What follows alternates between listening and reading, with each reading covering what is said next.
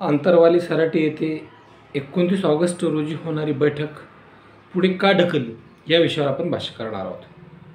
काल संघर्ष योद्धा मनोज जरांगे पाटील यांनी आंतरवाली सराटी येथे पत्रकार परिषद घेतली आणि पत्रकार परिषदेच्या माध्यमातून हे स्पष्ट केलं, कारण राज्यभरामध्ये एक मेसेज गेला होता की 29 ऑगस्टला आंतरवाली सराटीमध्ये यायचं आहे।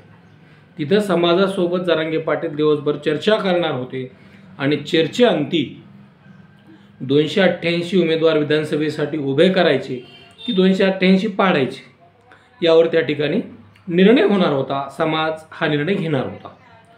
मात्र काल जरांगे पाटलांनी अचानक पत्रकार परिषद घेतली आणि ही बैठक पुढे ढकलली।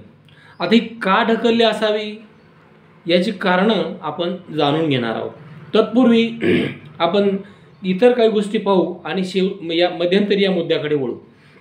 तर भारतीय निवडणूक आयोगानं इलेक्शन कमिशन ऑफ इंडियानं एक पत्रकार परिषद घेतली आणि पत्रकार परिषदेमध्ये जम्मू काश्मीर आणि हरियाणा या 2 राज्याच्या निवडणुका जाहीर केल्या।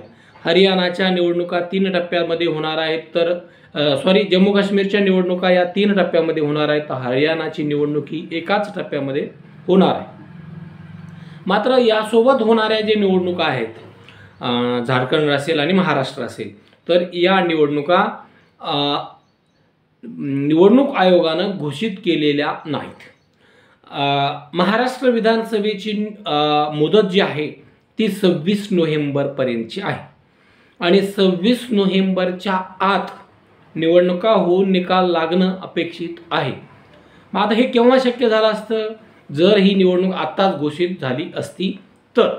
मात्र बरं हे म्हणजे यापूर्वी हरियाणाची निवडणूक 2009 मध्ये महाराष्ट्रासोबत झाली, 2014 मध्ये देखील महाराष्ट्रासोबत झाली आणि 2019 मध्ये सुद्धा महाराष्ट्रासोबत झाली।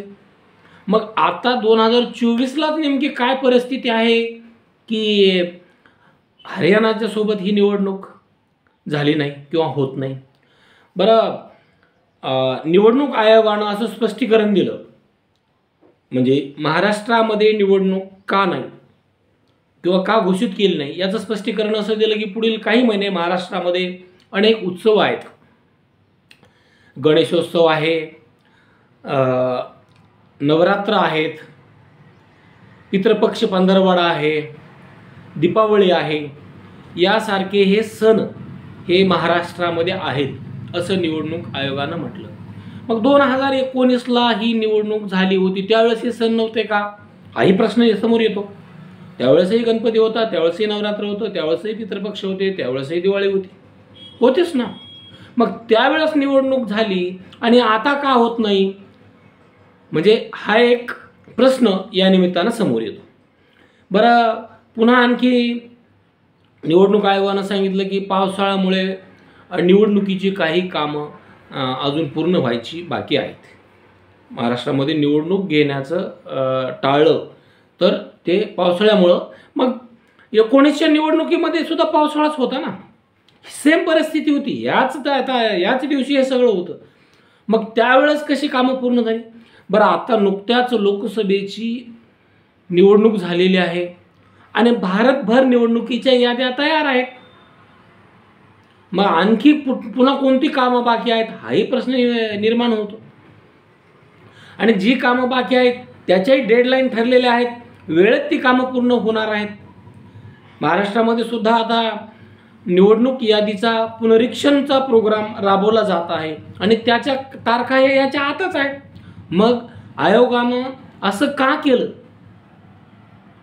की तारीख घोषित केली नाही, किंवा आयोगाला निवडणुकीची तारीख घोषित करावी असं का वाटलं नाही, हाही एक मोठा प्रश्न या निमित्तानं समोर येतो। तर या सगळ्याच्या बाबीमध्ये म्हणजे धनगर समाजाला पहिल्या कॅबिनेटमध्ये आरक्षण देणारं सरकार 10 वर्षात देऊ शकलं नाही। आता 1-2 महिन्यामध्ये त्याला 10 वर्ष पूर्ण होत आहे, अजूनही देऊ शकलं नाही, ते पहिल्या कॅबिनेटमध्ये देणार होतं। पंतप्रधान मोदींनी बारामतीमध्ये येऊन या ठिकाणी धनगर आरक्षणाचं या ठिकाणी आश्वासन दिलेलं आहे, त्यांनाही ते पूर्ण करता आलं नाही. ओबीसींना राजकीय आरक्षण मिळालं, इम्पेरिकल डेटा सरकारनं सादरही केला.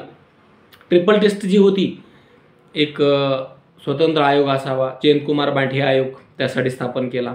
इम्पेरिकल डेटा असावा, इम्पेरिकल डेटा सादर केला, ज्यामध्ये ओबीसीची लोकसंख्या ही 37% आहे. कोण?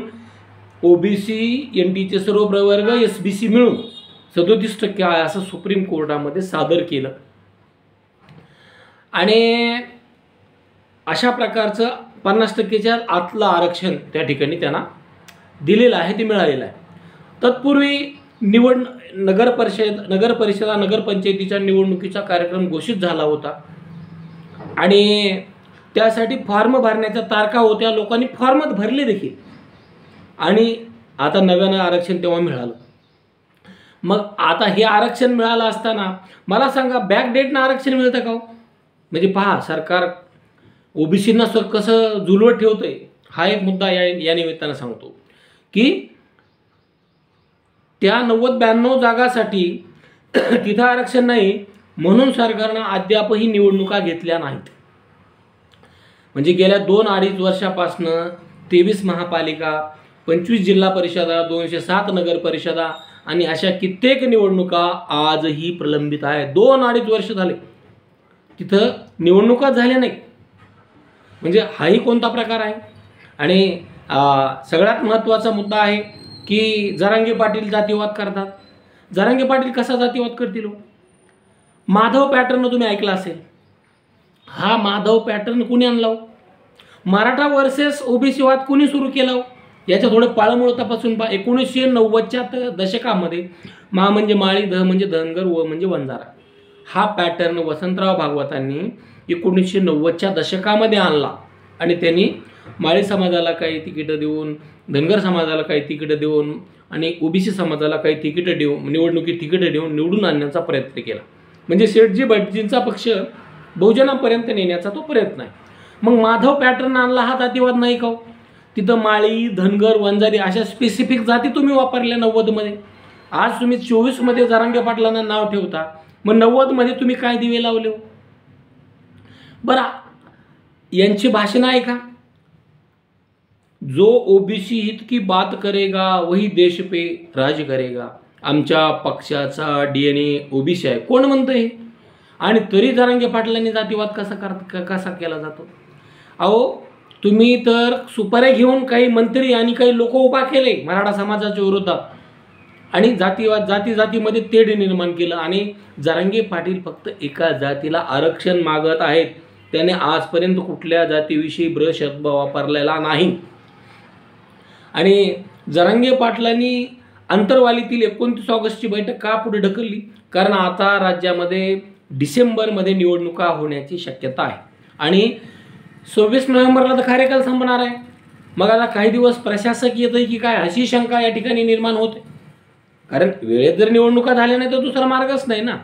आणि दिवाळीच्या नंतर निवडणुका घ्यायच्या म्हटलं तर हे होऊ शकतं. आणि जर 29 ऑगस्टला हे डिक्लेअर केलं असतं की आता उमेदवार उभे करायचे, तर सरकारनं त्यावर अभ्यास केला असता आणि मराठा समाजाचा आरक्षण मिळवण्याचा डाव यशस्वी होऊ दिला नसता.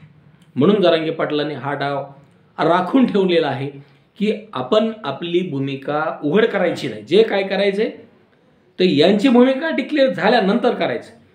अंतरवाली सराटीत बैठक होणार आहे का? होणार आहे. प्रचंड बैठक होणार आहे. तिथं नुसत्या बैठकीला लाखावर समुदाय येणार आहे, राज्यभरातून येणार आहे. परंतु केव्हा?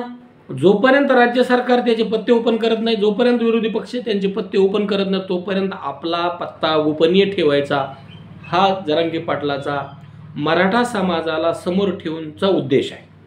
आणि त्यामुळं कारण ह्या रणनीतीवर राखून ती पुढची रणनीती आखणार आहेत.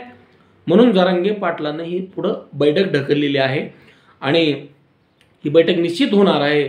परंतु सरकार हे मराठ्यांची दुटप्पी वागत आहे.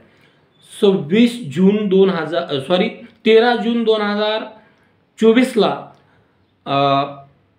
शंभूराजे देसाई साहेबांनी अंतरवाली सराटीत येऊन आश्वासन दिलं की आम्ही तुमच्या मागण्या पूर्ण करतो, आम्हाला 2 महिन्याचा वेळ द्या. जरांगे पाटलांनी 1 महिन्याचा वेळ दिला. उपोषणाला बसले.